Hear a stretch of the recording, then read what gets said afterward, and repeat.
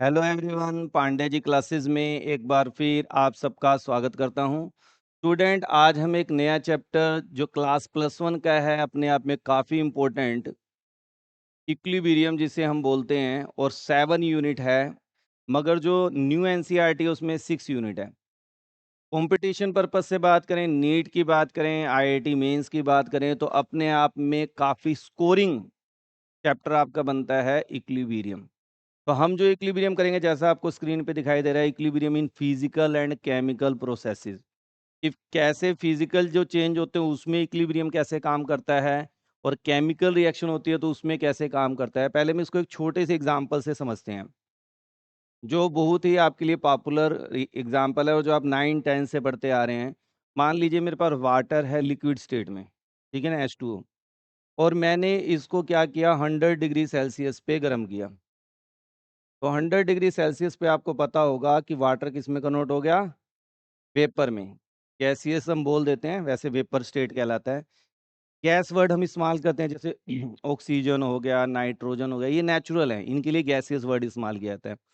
General वे में हम बोल देते हैं वाटर गैस, मगर वाटर के वेपर्स होते हैं, ठीक है ना। हम स्टेट बोल देते हैं, गैसियस स्टेट, मगर गैसियस का मतलब होता है जैसे ऑक्सीजन, नाइट्रोजन, क्लोरीन, ये गैसियस है। जब किसी भी लिक्विड को गर्म करके उसको वेपर में यानी गैसीय स्टेट में कन्वर्ट करते हैं, तो उस टाइम हम टर्म इस्तेमाल करते हैं वेपर। तो वेपर और गैस में अंतर आपको क्लियर होना चाहिए, ठीक है ना।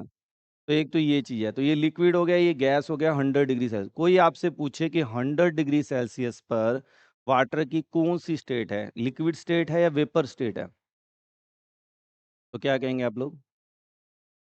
तो आप कहेंगे सर ये दोनों ही स्टेट है यहाँ पे। यहाँ पे क्या है, कोई प्योर स्टेट नहीं है। वाटर ना तो प्योर लिक्विड होगा, वाटर ना प्योर गैस होगा। हम कहेंगे there is a equilibrium between water in liquid state, water in vapour state. इन दोनों में क्या हो जाएगा, इक्विलिब्रियम हो जाएगा। अब इक्विलिब्रियम का क्या मतलब हो गया, इक्विलिब्रियम का अब यहाँ से जितना हमने पढ़ा उसका मीनिंग क्या होगा कि इक्विलिब्रियम में rate of forward reaction equal to rate of backward reaction. यानी जितनी स्पीड से कोई रिएक्शन लेफ्ट टू राइट जा रही है, उतनी ही स्पीड से वो रिएक्शन राइट टू लेफ्ट आ रही है। That is called equilibrium. बिल्कुल सिंपल लैंग्वेज में अगर हम बात करें, तो equilibrium is that point eight विच, ध्यान से सुना है, डेफिनेशन है। कोई पूछे इक्विलिब्रियम क्या है, तो आप कहेंगे equilibrium is that point eight विच। अब यहाँ पे क्या क्या चीजें फिक्स होगी बेटा, टेम्परेचर, प्रेशर एंड कंसंट्रेशन। जहाँ पर टेम्परेचर, प्रेशर, कंसंट्रेशन कांस्टेंट है, इनमें से कोई भी चीज़ चेंज नहीं हो रही। अगर इनमें से किसी भी चीज़ को मैं चेंज कर दूंगा, रिएक्शन या तो फॉरवर्ड चली जाएगी या बैकवर्ड चली जाएगी। किस डायरेक्शन में जाएगी, इसके लिए हम बाद में ली चैटलियर प्रिंसिपल की बात करेंगे। तो फिलहाल आपको जो समझने वाली बात है, कोई पूछ ले भाई इक्विलिब्रियम क्या है, तो इक्विलिब्रियम में आप क्या कहेंगे कि rate of forward reaction is equal to rate of backward reaction. तो इसके बेस्ट एग्जांपल एक तो आपने यही देख लिया। एक एग्जांपल जो आप कर सकते हैं क्या है, H2O सॉलिड से H2O लिक्विड। अब ये कितने पे होता है, 0 डिग्री सेल्सियस। 0 डिग्री सेल्सियस में मैं पूछूं वाटर की कौन सी स्टेट है, सॉलिड है कि लिक्विड, तो आप कहेंगे नहीं सर दोनों ही है। 0 पे क्या है, इक्विलिब्रियम है। इक्विलिब्रियम का मतलब वाटर भी है और सॉलिड भी है और लिक्विड भी है। 0 से मैं थोड़ा सा ऊपर गया तो किस स्टेट में चला गया, लिक्विड। 0 से नीचे गया, सॉलिड। 0 पे इक्विलिब्रियम। यानी रेट ऑफ, इसको क्या बोलते हैं हम, सॉलिड से जब लिक्विड पे जा रहा है फ्यूजन, यानी रेट ऑफ फ्यूजन। और जब लिक्विड से सॉलिड पे जाता है क्या बोलते हैं, फ्रीजिंग। दोनों क्या होगा, सेम होगा। इसी तरह यहाँ पे हम बोलें रेट ऑफ इवेपोरेशन, लिक्विड से जब कोई चीज़ गैस में जाती है, और रेट ऑफ कंडेंसेशन, गैस से लिक्विड में जा रही है, दोनों क्या होंगे, सेम होंगे। इन दोनों स्टेट में अगर आप देखें तो यहाँ पे केवल फिजिकल स्टेट चेंज हो रही है। क्या चीज़ चेंज हो रही है, फिजिकल। इसी तरह एक और एग्जांपल ले सकते हैं हम, आयोडीन सॉलिड है, इक्विलिब्रियम में चला गया आयोडीन गैस। इसको हम क्या बोलते हैं, सब्लिमेशन। सब्लिमेट हो रहा है, डायरेक्ट सॉलिड से किस में चला गया, गैस में, और गैस से डायरेक्ट किस में आ गया, सॉलिड में। एक तो सब्लिमेशन और दूसरा वर्ड क्या करेंगे हम, कंडेंसेशन। तो ये दोनों यहाँ पे रेट क्या है, दोनों के सेम है।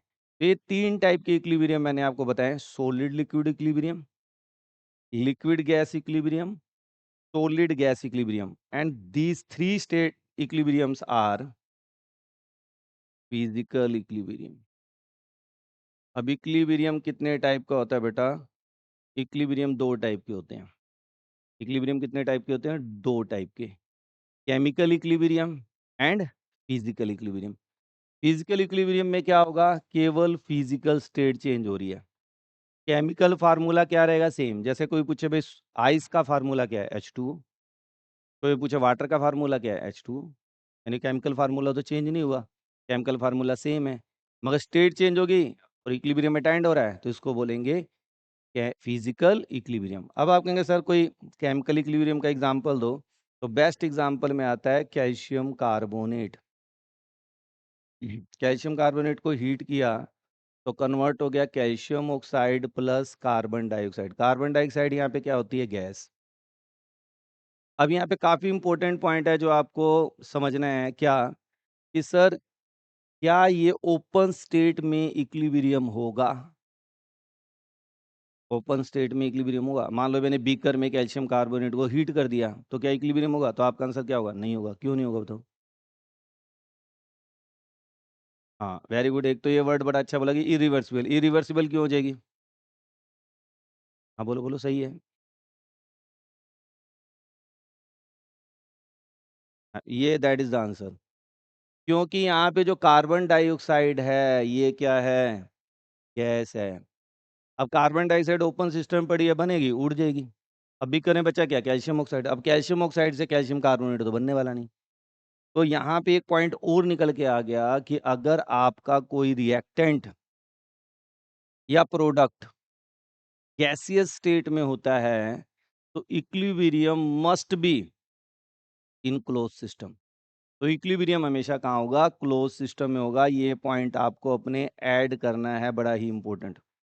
Equilibrium must be in close system if one of the reactant और प्रोडक्ट इन गैसियस स्टेट। कभी भी ओपन स्टेट में इक्विलिब्रियम नहीं हो पाया। क्यों नहीं हो जाएगा? क्योंकि अगर कोई गैस बन गया तो वो तो उड़ जाएगी, और गैस उड़ गई तो फिर रिएक्शन कैसे बैक होगी? हाँ, अब हमने इसे क्लोज सिस्टम में कर रखा है, तो जो ये आपका कार्बन डाइऑक्साइड है कैल्शियम ऑक्साइड के साथ रिएक्शन करके किस में कन्वर्ट हो जाएगा?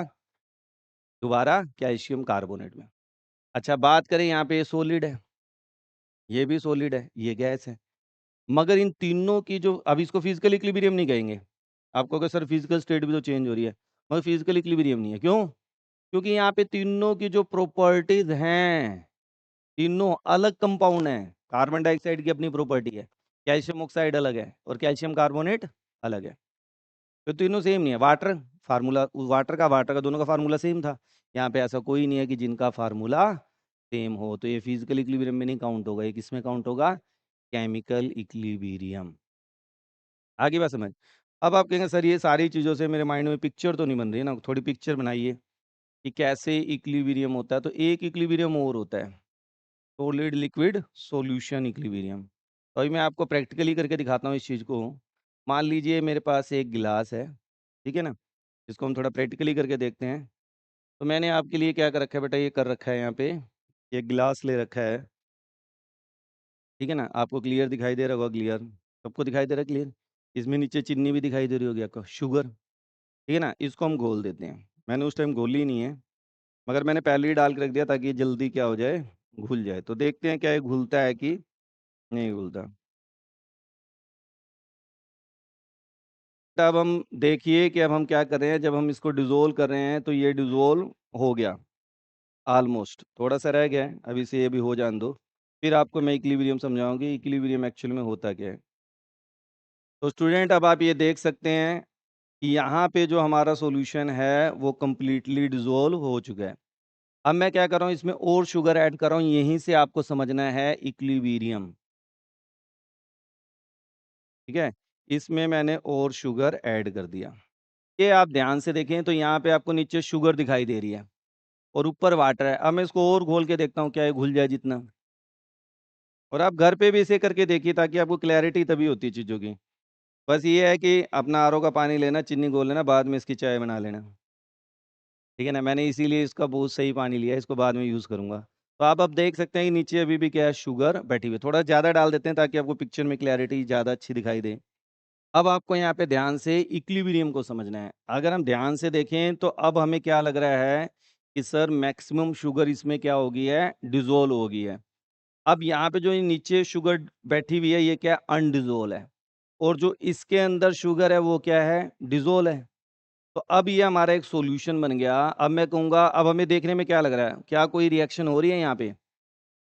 क्या कोई केमिकल रिएक्शन हो रही है या फिजिकल रिएक्शन, कोई भी रिएक्शन हो रही है? तो हम कहेंगे कुछ नहीं हो रहा है। मगर यहाँ पे मैं बड़ी इंपॉर्टेंट लाइन बोलने जा रहा हूँ कि equilibrium is always in dynamic process. Equilibrium हमेशा डायनेमिक होता है। अब मुझे लग रहा है, अब मेरे से कोई पूछे भी क्या हुआ, तो मैं कहूँगा जी इक्विलिब्रियम अटेंड हो गया। अब सर इक्विलिब्रियम कैसे अटेंड हो गया? जो इसके अंदर डिसॉल्व्ड शुगर है और जो ये अनडिसॉल्व्ड शुगर है, ठीक है ना? उन दोनों के बीच में इक्विलिब्रियम अटेंड हो चुका है। अब होगा क्या, जो यहाँ पे अनडिसॉल्व्ड शुगर है, वो डिसॉल्व्ड शुगर की जगह पे जाएगी और जो यहाँ पे डिसॉल्व्ड शुगर है, वो अनडिसॉल्व के अंदर आ जाएगा और इस वजह से यहाँ पे इक्विलिब्रियम स्टेट हो जाएगा। अब आपको पेपर में अगर बनाना है तो कैसे करेंगे? यहाँ पे आप शुगर दिखा देंगे, ठीक है ना?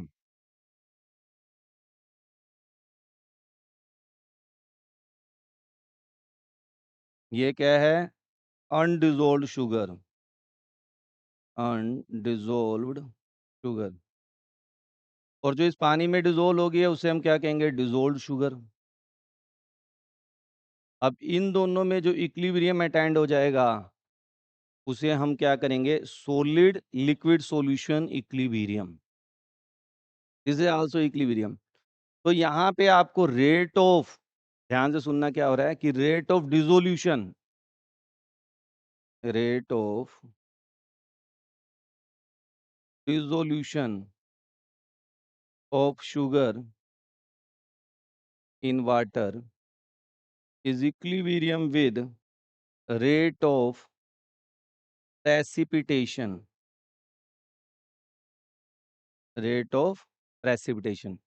यानी जो rate of dissolution of sugar in water है, वो किसके इक्वल हो जाएगा? रेट ऑफ प्रेसिपिटेशन के इक्वल हो जाएगा। This is called equilibrium. इसी को हम क्या बोलेंगे? इक्विलिब्रियम। तो मेरे ख्याल से आपके माइंड में एक पिक्चर क्लियर होगी कि इक्विलिब्रियम का मतलब क्या होता है कि जब कोई दो स्टेट आपस में इंटर कन्वर्ट हो रहे हैं सेम स्पीड से, यानी rate of forward reaction equal to rate of backward reaction, that type of equilibrium is called, that type of situation is called equilibrium. और इक्विलिब्रियम पे टेम्परेचर, प्रेशर, कंसंट्रेशन दोनों क्या हो जाती है, तीनों क्या हो जाते हैं? कांस्टेंट रहते हैं। अभी जैसे ये मान लो है, अब मैं इसमें क्या कर दूं, थोड़ा सा और वाटर ऐड कर देता हूँ। क्या कर दिया? वाटर ऐड कर दिया और फिर घुमा रहा हूँ, घुल जाएगी चीनी। यानी कि सारा का सारा क्या हो जाएगा? डिसोल्यूशन हो जाएगा। अब रेट केवल कहाँ चली जाएगी? फॉरवर्ड। तो कंडीशन चेंज करते ही इक्विलिब्रियम डिस्टर्ब हो जाएगा। मगर जब कोई रिएक्शन इक्विलिब्रियम पे है और कोई पूछे what is the time period for the equilibrium, कितने देर तक वो इक्विलिब्रियम होगा, तो आपका आंसर क्या होगा? इनफाइनाइट टाइम, जब तक कि आप उसका टेम्परेचर, प्रेशर या कंसंट्रेशन किसी चीज को डिस्टर्ब नहीं करते, इक्विलिब्रियम अटेंड ही रहेगा। तो इस तरह से आपको बेसिक समझ आ गया कि इक्विलिब्रियम दो टाइप के होते हैं, physical equilibrium and chemical equilibrium. अब नेक्स्ट क्वेश्चन आया होता है, sir characteristics of equilibrium, characteristics of equilibrium. अब मैं कुछ पॉइंट बोल रहा हूँ, उनको आप नोट कर लेंगे। और मैं फिर बता रहा हूँ बेटा, केमिस्ट्री में ऐसा नहीं होता कि आपको डिट्टो लैंग्वेज बुक की लिखनी है, आपको चीज़ों को समझ के लिखना है। जैसे अगर इक्विलिब्रियम के बारे में मेरे को कोई कहे, तो मैं कहूँ चाहे फिजिकल इक्विलिब्रियम हो चाहे केमिकल इक्विलिब्रियम हो, दोनों, यानी दोनों इक्विलिब्रियम में कुछ चीज़ें क्या है, हमारी फिक्स हैं। पहला पॉइंट क्या है कि भाई temperature, pressure and concentration constant at equilibrium, ठीक है ना? इसको आप लैंग्वेज में कैसे लिखेंगे वो आप देख लीजिए। सेकंड पॉइंट आपने लिखना है कि इक्विलिब्रियम हमेशा क्या होगा? डायनेमिक होगा। Equilibrium is a dynamic process. Dynamic process का क्या मतलब है? ये हमेशा चलता रहता है, रुकता कभी नहीं है। जैसे मैंने यहाँ पे ये जो आपको डाल रखा है, अब हमें देखने में तो क्या लग रहा है, स्टैटिक है, कुछ भी नहीं हो रहा है इसके अंदर।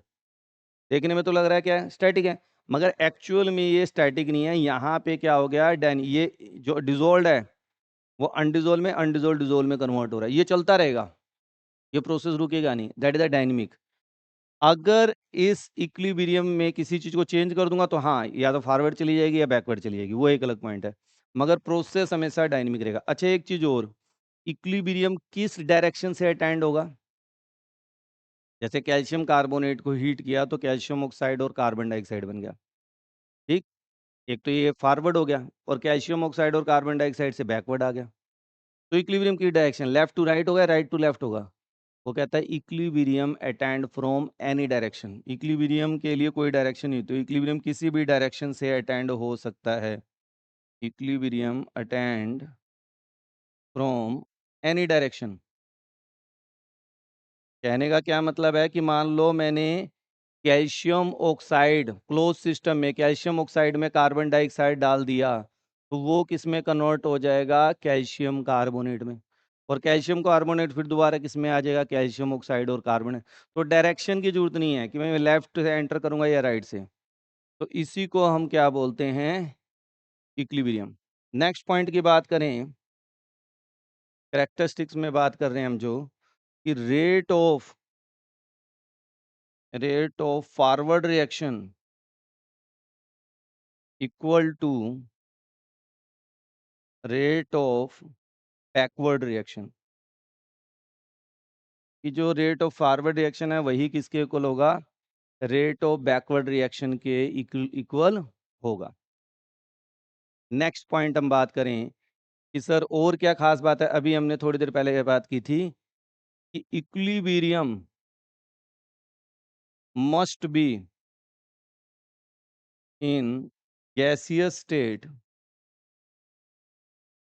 Must be in sorry, equilibrium must be in close state, close system if one of the reactant or product in gaseous state। वो कहता है कि अगर कोई रिएक्टेंट या प्रोडक्ट गैसियस स्टेट में है तो इक्विलिब्रियम क्या रहेगा बेटा, बताइए, क्लोज सिस्टम में होना जरूरी है। ये सारी प्रॉपर्टी आपको ध्यान रखनी है, चाहे फिजिकल इक्विलिब्रियम कोई आपको कहता है प्रॉपर्टी बताओ, या केमिकल कहे तो बताओ, तो ये सारी बातें लिख देना। दूसरे में क्या है, इक्विलिब्रियम में डायनेमिक प्रोसेस, यानी ये चलता रहेगा। अब मान लो आपने, चलो और एग्जांपल दे देते हैं।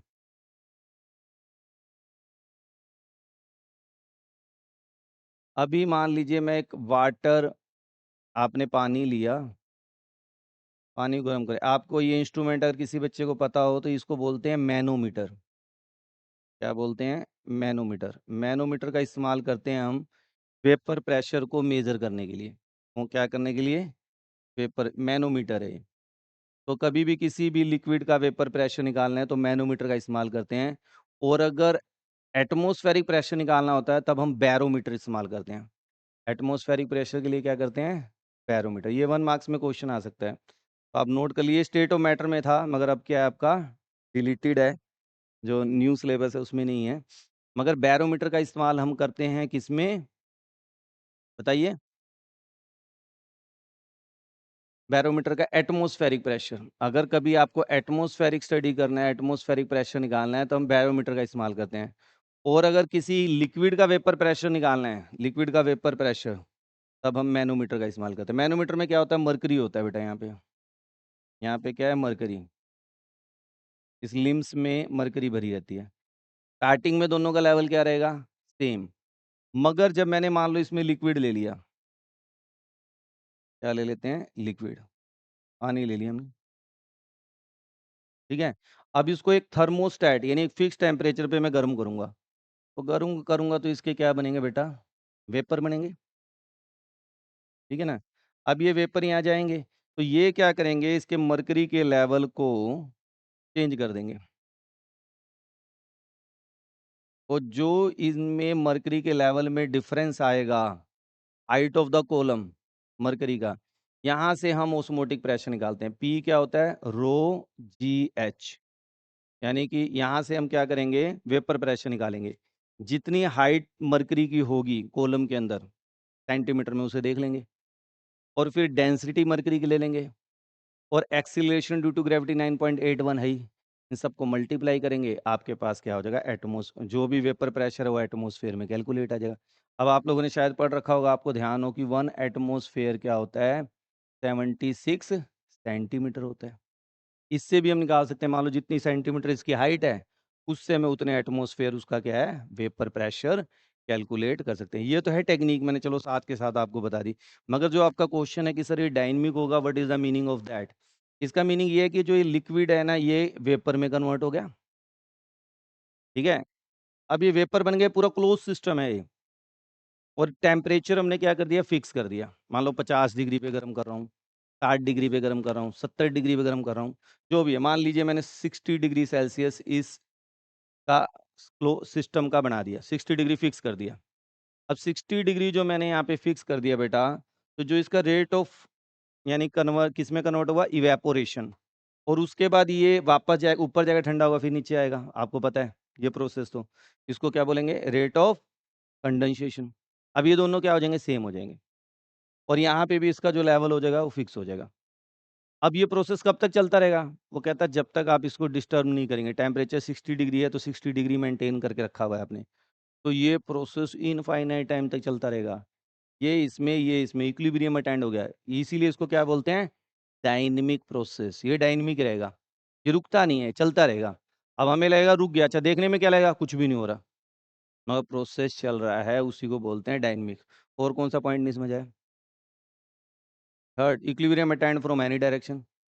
अब वाटर वेपर से अगर हम स्टार्ट करें, भाई कंडेंसेशन हो रहा है, फिर ये बन गया, फिर ये ऊपर, फिर ये, तो जरूरी नहीं कि भाई यहीं से यहीं जाएगा, यहाँ से यहाँ पे भी आएगा। तो इक्विलिब्रियम किसी भी डायरेक्शन से अटेंड हो सकता है।